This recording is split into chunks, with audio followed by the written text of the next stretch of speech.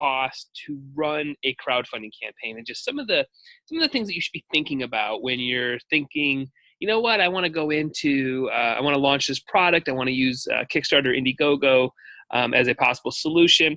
So I thought we'd spend a little bit of time while I'm outside enjoying a nice warm day here in Michigan about, what some of these costs are and what they look like. So I'm going to have you hear that? We got some cicadas going on. I think they're nuts out here right now.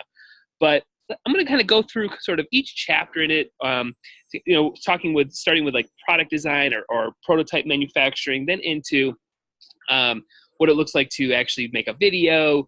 And we're just going to be a little loose on some of these numbers right now. Obviously, it goes up and down, and quality, you pay for quality in this business as well. So think about that when you're putting together these numbers. But, this is a big question. A lot of people call me and they're just like, how much is this going to cost me? And of course, obviously that's what you guys are thinking about.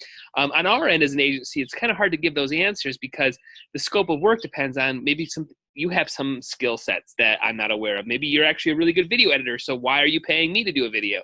So we have to kind of think about that stuff. We have to kind of come to a sort of a kind of a ballpark solution with a little bit of wiggle room here or there that you want to spend on a campaign. Another example that I would give you too, that we'll talk about a little bit later here, but the cost that you don't really know of, right? So like, I'll give you an example. We had a project where we got a really important influencer, and we had to drive, and we had some trips to Nashville to actually film the content and shoot it. And we had some costs that we weren't expecting. Sometimes you have to have a little bit of extra money set aside just because sometimes we just don't know, right? If somebody really picks up wind and you want to go get an interview, you got to go to LA or whatever it might be, or New York, you got to go and do it, right? It really does help in the campaign. So you might want to have some cash set aside for that. So we'll get into that a little bit later. But first I want to start with, let's talk about product design, right? So this isn't really my specialty. There's a lot of other companies out there that do product design, but we can help. There's no doubt about we can help with the conversation. So I'm going to kind of put product design and a prototype manufacturing sort of in the same bucket maybe, because the cost here could be all over the place. Sometimes we have some clients that come to us with just a bare minimum product. They've got the outer shell of the widget, but they don't have the inners working. Like they're working on it still. They're still wiring some things up to make it work. But that could be a solution because we can still do photos and videos, even if the thing doesn't quite work 100% yet. That has happened, while you're kind of figuring out some stuff. So I think it's important though that you really go through this phase slowly and really think about, how am I going to manufacture this? So, cost-wise, just maybe like a loose design, it might be between maybe $3,000 to $7,000, somewhere in that ballpark. And then when you start looking at like what maybe like the manufacturing of that first prototype, that's where you're probably looking between $5,000 to $10,000. So again, this is before you've marketed anything. This is just getting the ball rolling. Now again, you can maybe also outsource some of this stuff to maybe India or China. You can look on Fiverr or Upwork and see if you can't find some resources. That could be a possibility. But again, like I said, not really exactly what Woodshed does. There's a couple agencies I would connect you to that do really good jobs with manufacturing. But all in all, you might be somewhere spending under $20,000 or so to get those prototypes made. And then also remember too, you want to make sure that you have the ability to change some of those. So let's just say you get your first prototype and it's not quite 100%. Maybe you can see some tweaks from that point on, or you're going to go from gray to black or some scenario like that. So that's some of the stuff to be thinking about a little bit when you start getting into manufacturing the prototype and the design portion of sort of a Kickstarter campaign. So after you have that, we have to start looking at, we've got to actually make some assets, right? We've got to look at video and photo. So photos are typically, you could probably get away with, with either a friend doing it for you or even an iPhone. I mean, listen, if you've got an iPhone 8 or an iPhone 10, you've got a great camera sitting in your pocket. It really is about stylizing and making that your product look great. We have a campaign that's getting ready to launch. It's a gym bag, and the guys did a great job of doing their own photos in the gym. It looked great. We didn't have to hire a photographer. They look great. There's nothing better I can do. They're in the gym. People look good. The men and women in it. It looks sexy. It looks fun. mean they did a great job, right? So you can probably do a lot of your own photos. Now, when you work with an agency, somebody like myself, I'm going to be asking for like 75 to 150 photos. I want everything you have because I can turn those into, graphic designs, photos, little videos, whatever it might be. But yeah, so you want to shoot a lot of photos. And again, you might be able to get away with just doing it yourself if you got a little bit of a styled eye, and if you can think about it just a touch, really could save you some money on that. But now when we get into videos where you really don't want to, you don't really want to, be cheap on this.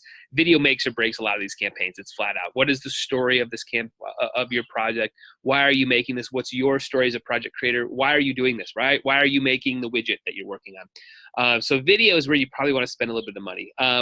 Inside of Woodshed, we try to combine it with inside of the retainer so that we make it an achievable thing. But the biggest thing we tell a lot of people to think about videos, don't just make a video. You're making content that you can use throughout the rest of the campaign. So obviously when you're shooting that first video, you want to get your pre-launch conversation and that tone in there language-wise. You also want to make sure you get your active campaign and even maybe even post-campaign. Try to get all that shot in the same time frame so that you've got all these assets ready to go. So for a guy like me, when we shoot a video, we are sitting on it with that turns into our Facebook ads, our Instagram ads, our Instagram story ads. It could turn into long form content. It could turn, if you can get testimonials on those days, that's a whole video series. So when it's all said and done, we might be sitting on 10 to 15 to 20 videos, all from that shot, or from the shoot that we did on that one day. So video, there's definitely going to be a cost there. And this is going to be really wide ranging. If you're bringing out an agency like myself, we're somewhere between 3 to 5 and maybe even 10K sometimes, plus some travel costs. If we've got a higher, we had a video shoot one time up on top of a mountain. We had to rent some different types of gear for it. So there's definitely going to be some expenses in there, but it makes or breaks your campaign. It's probably one of the most important things. It's more important than video or more important than photos, because if you do great video, we can do really cool screenshots out of the video. So this is the big one. This is an expense that you should be planning for. This isn't something that you just literally do what I'm doing, talking in the Zoom. It's just not that type of video. You really want to present to the people that you have a product that's almost finished, and also you want to make sure that video is telling the story. So video is where you want to really, really spend a little bit of cash on that and make it go. So next thing we want to look at is maybe we can talk a little bit about doing a little bit of groundwork, right? Feet on the ground type of stuff. And you could look at expos or trade shows for your products. If there's special, if you've got a tech thing, you might want to go out to with CES out in Las Vegas. That would be, you might want to go out and walk around, and you might not need to get a booth. A lot of times, a lot of people come to us and like, yeah, we just can't afford it because we don't want to get a booth and we don't want to make all the graphic design stuff. And I don't suggest that. We have a lot of music products that have come through us, and we send our clients to NAMM quite a bit. I just want you to walk around. I want you to business cards, put your product on, literally just put it in people's hands. Don't be afraid, because that feedback is going to shape a ton of stuff, right? So, if you've got a product, you can put it in people's hands, their reactions, how they look at it. If somebody gets it and goes, I don't get it, you got a problem on your hands. If people get it and they're like, yeah, this is awesome, I would totally use it for XYZ, that actually might shape your marketing campaign down the road if they're telling you this is how I would use it. So I think this is a great idea. Again, cost is going to be all over the place. We try to go as cheap as possible, especially if you're in the startup phase. You don't need to get a booth. You don't need to go all big. Just literally get in the room, shake people's hands, be guerrilla and just, shake it up a little bit. So there's that. Next, we've got advertising costs. So, and again, this number is going to be all over the place a little bit as well. So, but Facebook advertising, Instagram advertising, it's the best. It just really is. It's the best way to put your message out right in front of the audience and get the feedback instantly. So we have 2 phases when we're working with a campaign. We have our pre-launch phase, and then we have our active campaign. So give or take, you've got about a 35-day active campaign going on, right? Somewhere 30 to 35 days, something like that. During that phase, we try to spend about $100 a day. So you're looking at, maybe $3,500 to $4,000 during the active campaign. And then in the pre-launch, which might be 60 days, it might be 45 days, it might be 30 days, however long that is, you're going to have a little bit of money allocated for that as well. So, and that might be, maybe $50 a day or $75 a day. But again, this is where you're building a crowd. One of the biggest mistakes we see over and over and over is people not building a crowd on Facebook or Instagram, right? And getting email addresses and getting people pixeled and getting people to watch your video and see your message. That's who's ultimately going to be backing. It is called crowdfunding, right? That means you have to have a crowd. So, you're going to have an advertising budget at somehow. There's just no free traffic in today's system. We still do a lot of guerrilla things to get some free traffic using UpViral and using these, pointing system and gamifying it. We've got like a slot machine pop-up that works really well for us. We've got some of those techniques, but Facebook ads still is what drives the majority of the traffic. So you're going to have an ad budget at some point. So next up, we may want to look at like a press release distribution. It's not something we do all the time. This would be few and far between that we might do this. But if we do, there would be an added cost there, and that might be $300 or so. Not a huge cost, but again, if we want to sort of put your press release out into the world, definitely not one of our first strategies out there, but it is something that we do. All right, so next up, if this is your first time maybe running a Kickstarter or doing any sort of product launching or any sort of like, I'd say, pretty advanced marketing techniques right now going on. If you haven't been a part of that, you may want to consider hiring a consultant, an agency like myself or Woodshed, or even just somebody to kind of coach you through all this sort of stuff. Now, those prices are going to be all over the place. There's just so, it could be anything, right? You're going to get quality for what you pay for. If you go on Fire and you find a guy for $190, it's going to be $190, and I'm not exactly sure what you're going to get. So you want to be cautious on this too. You want to really do your homework, and you really want to get a sense that this person's on your team, right?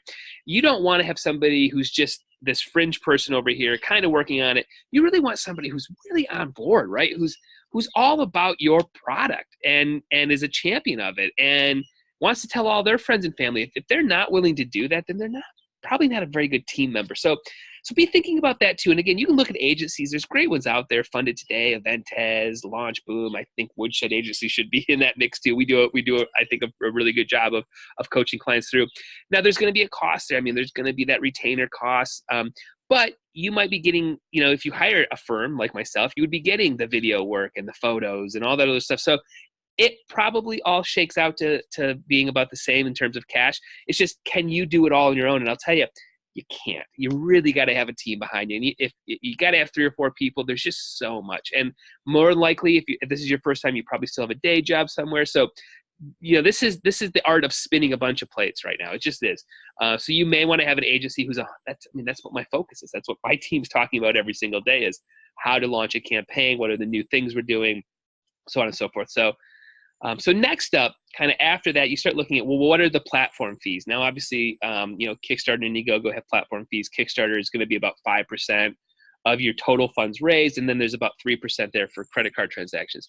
Indiegogo is about the same there. They use PayPal as their payment back end. But you're going to be somewhere between 7 to 8 to 9% is going to be coming off what you raise. So you have to kind of be thinking about that too. So that's a part of this equation. So again, kind of when we work with clients, look at that bird right there. There it is. There's a bird. When we're working with clients, we're trying to put this entire math formula together, right?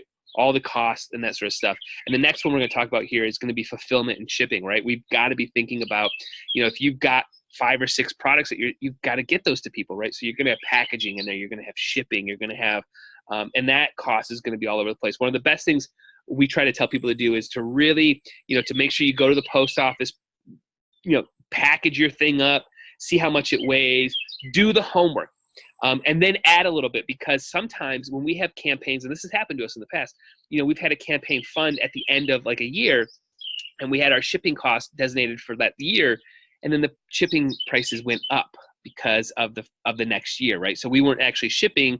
Let's just say we did the campaign in 2018, but we're not shipping until 2019. We collect the money for 2018, and then you look at 2019 and you're like, uh-oh, we didn't collect enough money. So we want to pad that number a little bit there too. And then also we want to pad the number a little bit because you may get some returns, just flat out. This is business, right? You may get somebody who goes, I hate this. This is the worst thing I've ever purchased. I want my money back.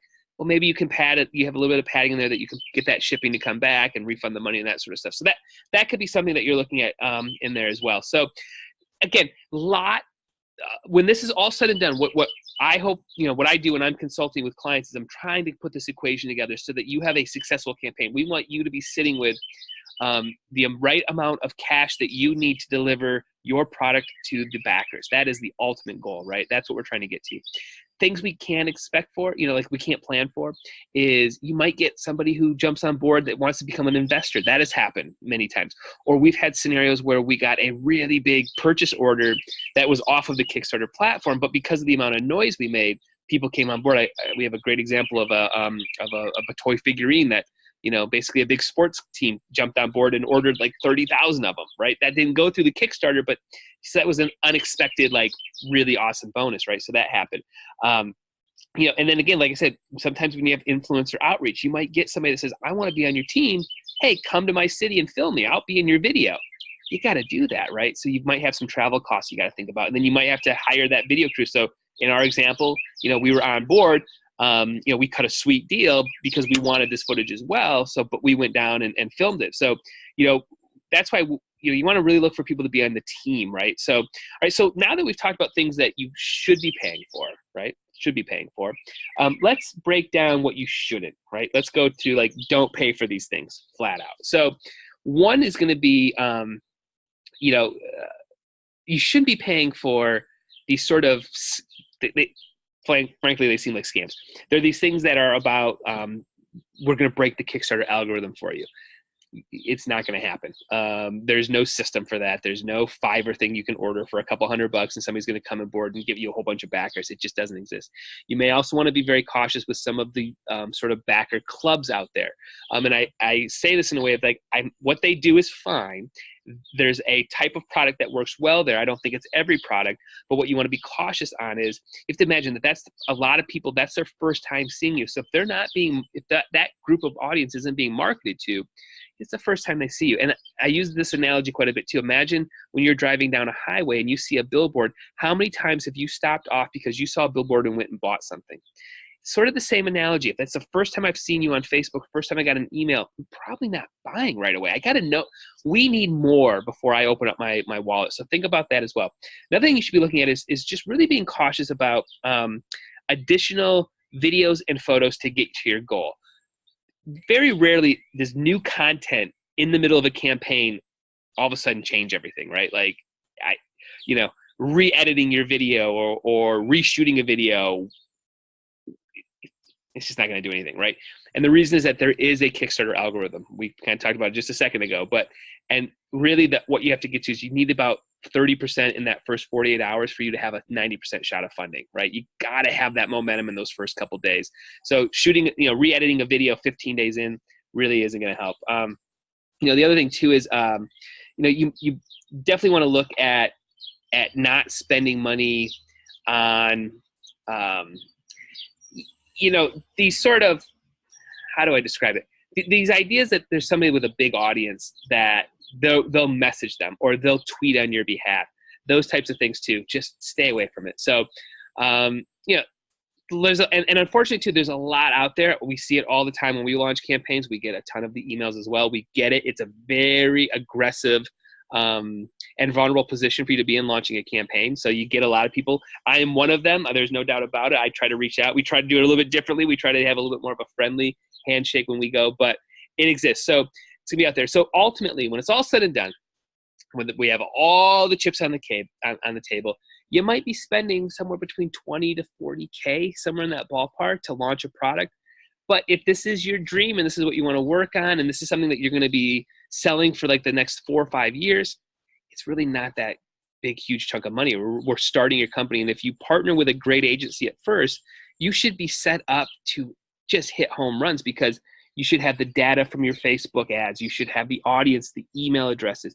If you think about these early backers, these Kickstarter backers, they are your core. They are your street team. They are the ones who are they're at a picnic, years later going, look at this cool thing I bought, and they're the ones championing your message. So that dollar amount that you might spend on this campaign, it really, if done correctly, will shape the rest of your business. So it's super, super important. So if you guys got questions, I went through just a ton of stuff here in this like 20 minutes or so that I'm out here. And I know I talk fast and I talk probably over some people's heads. obviously send me a message, reach out to us. You can text me at any time you want. Our numbers are on our website. You can go to woodshed.agency, but connect with us. That's why we do this. We try to put out as much information as possible. Also, you can go and subscribe to Successfully Funded, the podcast. Go over to iTunes right now. That's where we talk to project creators while they're in the middle of campaigns, right? So if you don't believe me, maybe listen to somebody who's successfully funded, right? So we've got that resource for you as well. But if not, again, good luck on your campaigns. If you got questions, let me know. And if it's not me, reach out to some of my other people I've mentioned, Eventez or Funded Today. They're all great companies. And yeah, hopefully you get funded. So talk to you guys later. Have a good one.